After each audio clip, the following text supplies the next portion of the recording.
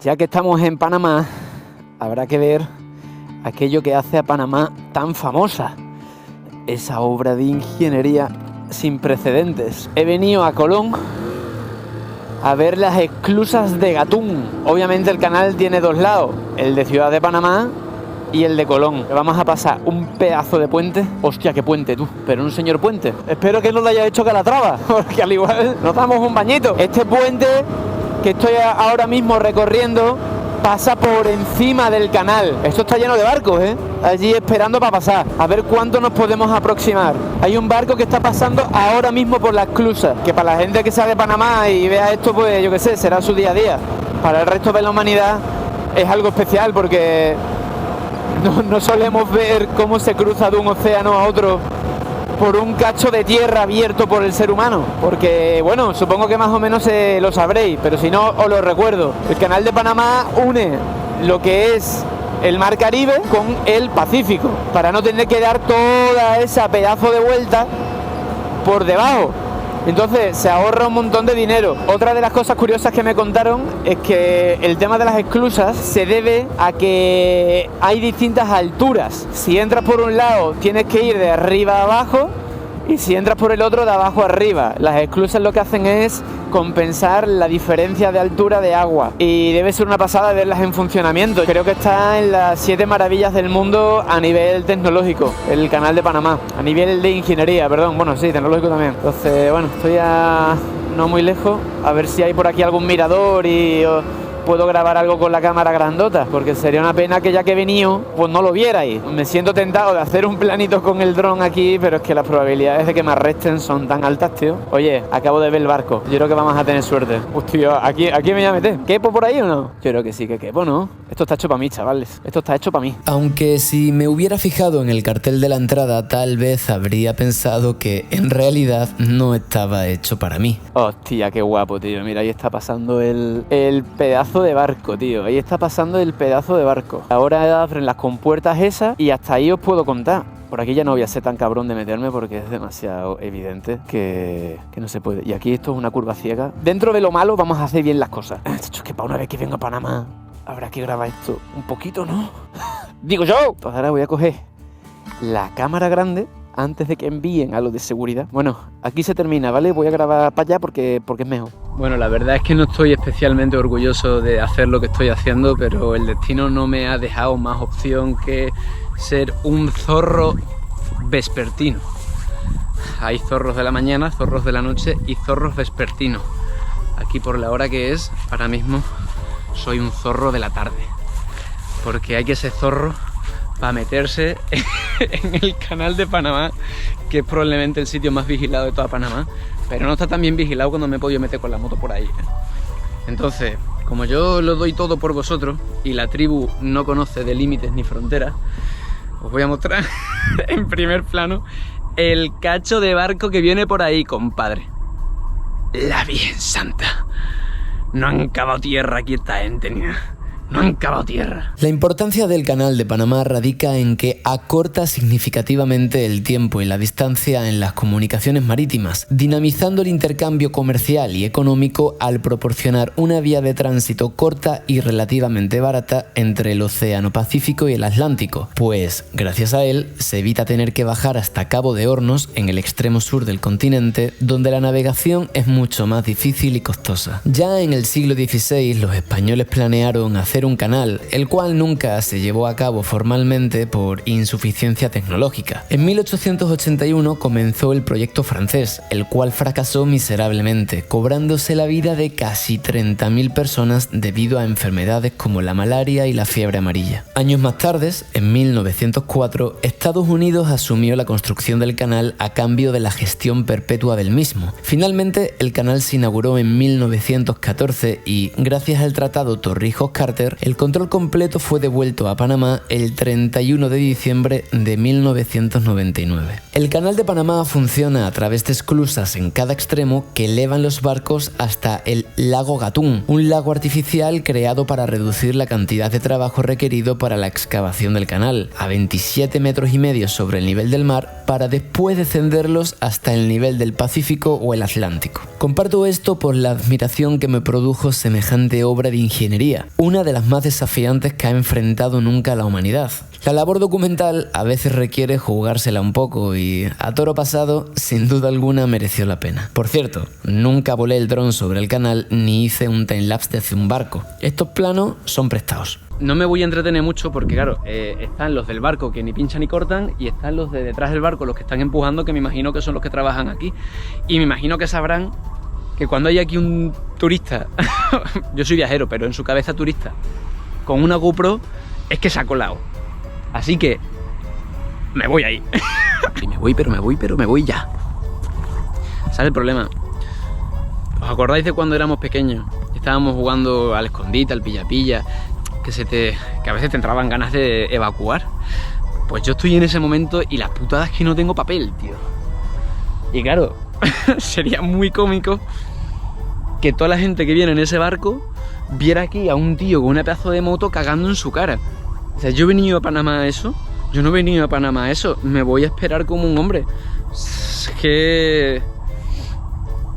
Pero me tienta, que sepáis que me tienta. Este barco, por las letras que tiene ahí, me da a mí que es chino mandarino. Y ese barco, por ser el escolta, me da a mí que es panameño. Y ya me han debido de ver. Así que creo que me despido del canal por ahora. Y tendremos un final feliz, gente. Un final feliz. No lo voy a hacer. Lo que podría hacer es saludarles, tío. ¡Eh! Me ha saludado de vuelta. Me voy ya porque a mí me da que esa gente sí que va a dar el aviso de que hay aquí un intruso. Pero vamos, que es un buen sitio para acampar, Es un buen sitio para acampar. Me piro del canal. Pies y ruedas en polvorosa y a otra cosa mariposa. ¡Hasta luego! Nos vemos. Nos vemos. Hostia, lo que acabo de leer aquí, tío. Prohibido entrar sin autorización. Lo siento. Me voy. Me voy, pero ya. Y así me fui del canal. Un lugar que siempre quise conocer y que jamás imaginé que sería clandestinamente, lo cual me hizo recordar que por alguna razón el destino no quiso que me dedicara profesional y laboralmente a las leyes que estudio. Bueno, pero vamos a dejar las cosas claras. Y es verdad que yo le debo una al gobierno panameño por los 4 días que me tuve que quedar encerrado, las 3 PCR y los $550 que me costó entrar en Panamá sin estar vacunado. Y encima, el otro día que ya estaba vacunado, cuando volví de España, no me piden el QR de la vacunación, tío. Ironías de la vida, tío, ironías de la vida. Sobre todo cuando averigüé que el certificado de vacunación tenía una validez de tan solo 365 días. Ironías de la vida, querida tribu, ironías de la vida.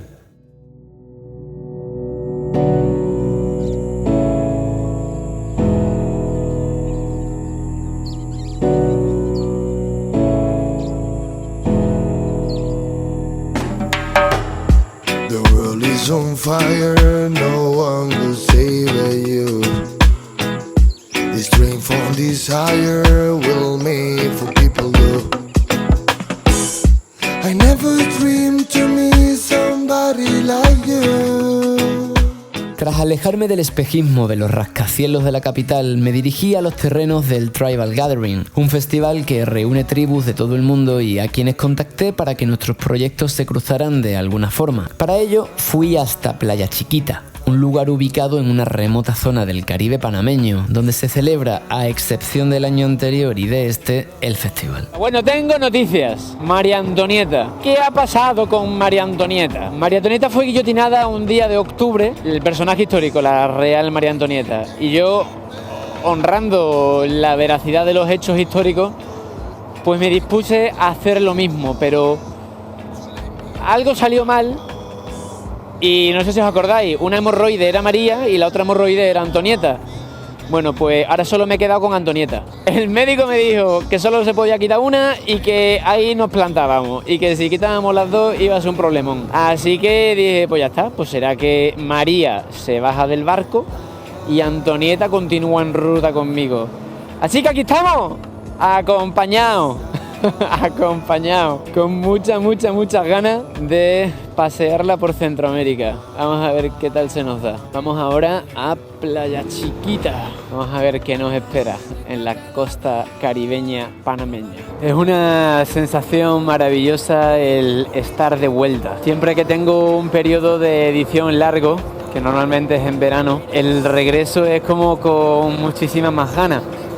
Y en esta ocasión ya no son solo las ganas, sino también como la facilidad que te brinda la experiencia. Pues al fin y al cabo estoy cumpliendo ahora en noviembre el 4º año de proyecto y dando comienzo al 5º, ¿no? Entonces, como tranquilidad, sosiego, ilusión, ganas de soñar, ganas de rodar, ganas de hacer las cosas bien, estando bien.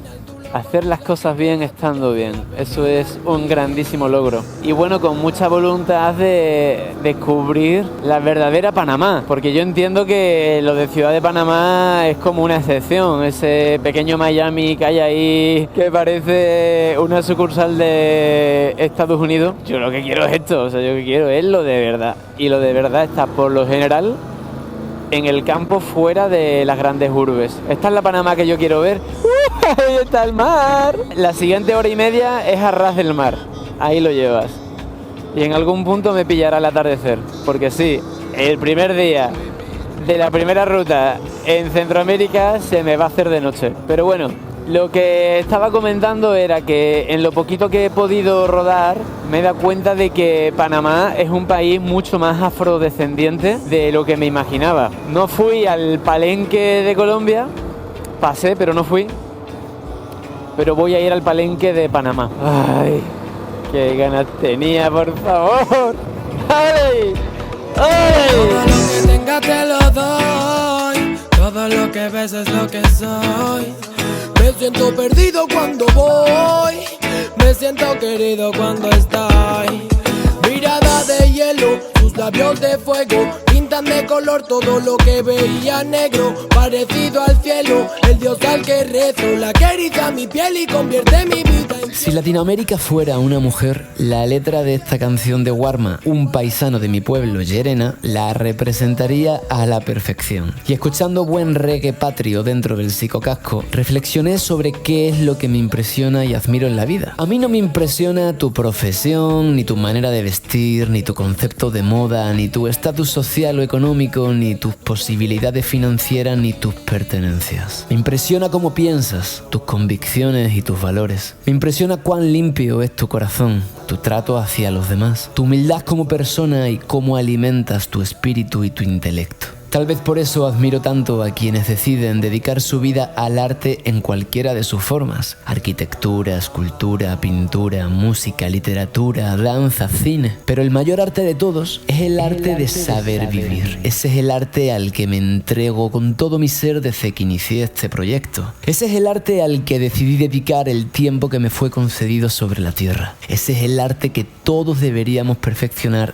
día tras día. Así que no se diga más. Manos a la obra. Estamos ya bastante cerquita de la localización a la que he de llegar. Tengo muchas ganas de pernoctar ahí esta noche y de echarme mucho antimosquito porque me acaban de acribillar 5 o 6 en la cara ahora mismo. Creo que este es el último poblacho y luego hay que meterse ya como vereda adentro. Por acá llego a Playa Chiquita, ¿no? Listo. ¿Está bueno el camino? Vale, depende del criterio, ¿no? Venga, hasta luego.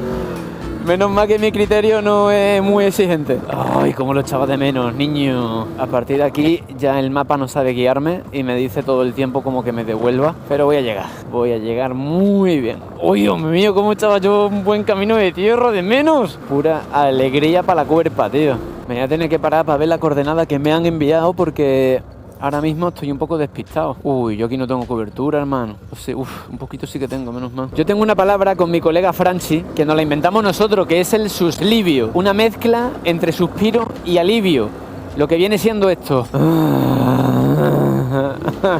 Y así, susliviando profundamente y agradeciendo intensamente volver a la ruta de la vida, fui avanzando con el ocaso hacia las coordenadas que me habían enviado, confiando en que llegaría sin mayor inconveniente. A ver, debe ser por aquí, tío. El mapa me marca aquí, pero yo aquí no veo a nadie, brother. Ah, es ahí, seguro, seguro que hay. Seguro. Hostia, tengo la ligera sospecha de que es aquí. Buenas. ¿Qué tal, cómo le va? Es aquí donde es Tim y no y tal, ¿no? Digo, me lo he imaginado. ¿Cómo estás? Todo bien. Si quieres parar aquí para que no la pares en el césped, para que el césped no se... Por supuesto. Hola, soy Carlos y vamos para una comarca... ¿Cómo es que se llama, Isra? Los Embera. Los Embera, una comarca de Embera que está por aquí, por costa arriba de Panamá, Colón. Llamada... El Progreso. El Progreso. Sí, buen nombre. Pues a ver si progresamos con este río que hay que cruzar. Dale, compañero.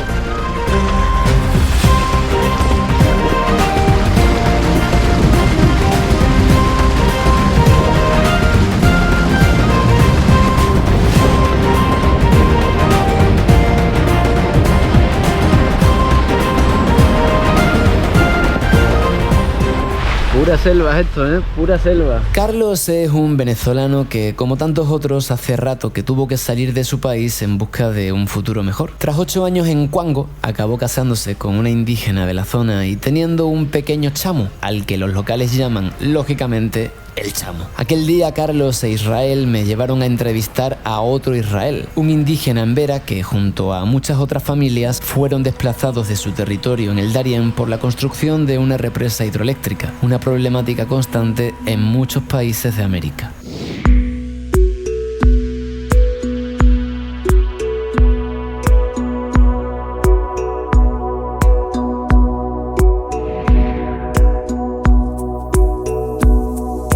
Después de caminar un trecho tras sus pasos, Israel nos dirigió a la casita en la que vive con su familia. Bueno, su familia y un sinfín de polluelos, perros, cerditos y gallinas. Allí pudimos compartir con él un buen rato en el que nos contó algunas cosas de su vida. Me dedico a la agricultura como el café, estoy dedicando también a la cría del pollo y como también puerco, cerdo. Nuestra etnia es embera, la etnia viene del Darién, vivíamos en el Alto Bayano. El gobierno quiso a poner una luz eléctrica, luego para trasladarla a toda la gente la trasladaron para acá, algunos cogieron para otro lado y así se fue. La raza indígena se fue apareciendo. Soy indígena y 100% me gusta mi tradición. Orgulloso. Y orgulloso ser indígena, ¿verdad? Con la naturaleza nos resolvamos que algo somos muy, ¿cómo se llama? Muy cuidadosos en eso. Nuestra creencia, vivir en la reserva y quizás quisiéramos estar en más reserva, más la montaña. Que nunca dejáramos, ¿verdad?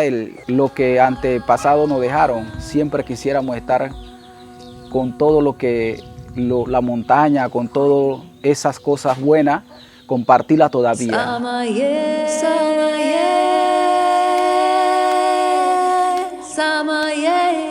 El bacao. No cacao, sino bacao. No cacao, sino bacao. Y es un primo hermano del cacao. Hermano del cacao. Como un cacao con sabor a fruta. ¿Qué es esto, Israel? Pescado de aquí el agua. Muchas gracias. Caña de azúcar. Sí, caña de azúcar. Y a puro azúcar, ¿eh? ¿No firmaste eso? Sí, lo firmé.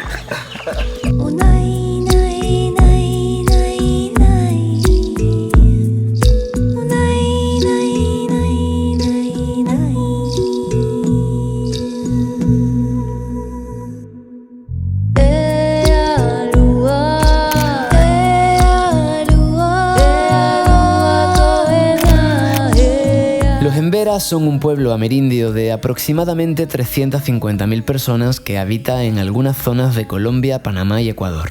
Cuando uno los visita selva adentro, suelen recibirte con gran generosidad y hospitalidad, compartiéndote sin pensar aquello que tengan. Yo creo que la próxima vez que tenga que ir al supermercado me doy un paseo por aquí. Toma, llévate una papaya, toma, llévate una caña, toma, llévate unos bananos. Este es un amigo. Es un amigo. ¿Cómo está? Muy bien, gracias. Un placer, encantado. Un placer de verlo también.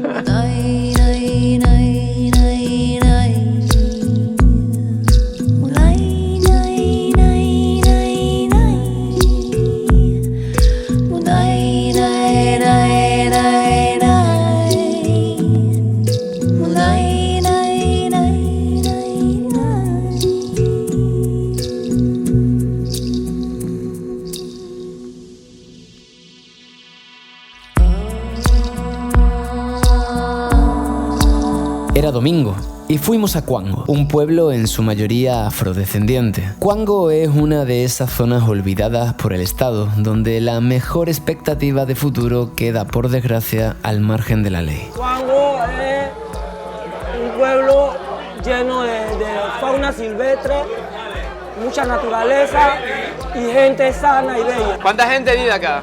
Más o menos unas 500 personas. Ahora mismo el fútbol está representando algo primordial para la juventud, porque verdaderamente antes el fútbol representaba un juego nada más. Ahora tienen más entusiasmo porque pretenden ser como Messi, como Cristiano Ronaldo, figuras importantes.